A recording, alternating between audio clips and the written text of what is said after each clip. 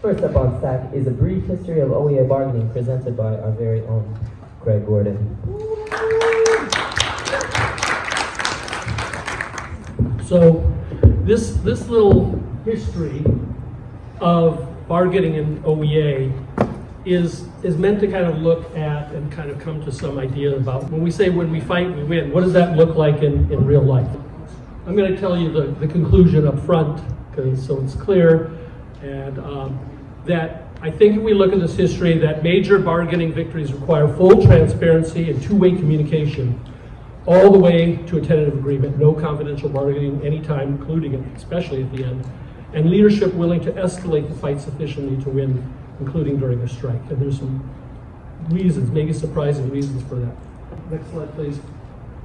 We'll take a look first, just that we're not going to go through every single bargaining campaign, but I want to look at the 1995-96 strike, which was 26 days. And one of the participants in that, who was very active, said at the end, we won on the picket line, but we drew at the bargaining table.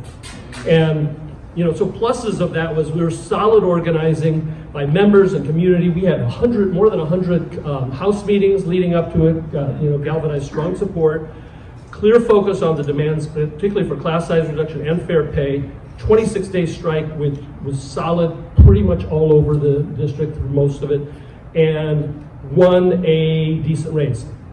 But we did not get any contractually guaranteed class size reduction, which is such a central demand. We ended up giving up a concession that surprised everybody and demoralized people, frankly, at the end, of counselor caseloads going from 325 to 500 to 1, and that confidential bargaining that led to that also embittered folks.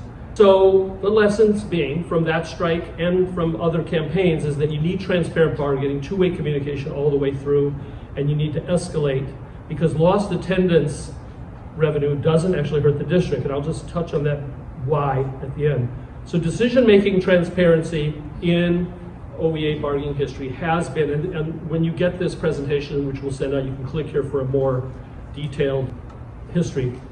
But pretty much across the board, bargaining reports have happened during most of the bargaining campaign, but you've got confidential bargaining at the end and little or no input during bargaining.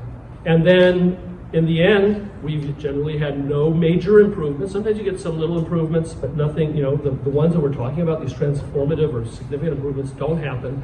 We often have concessions or givebacks, with the district giving you a little sweetener to kind of take the sting out of it, and salary increases sometimes of varying quality.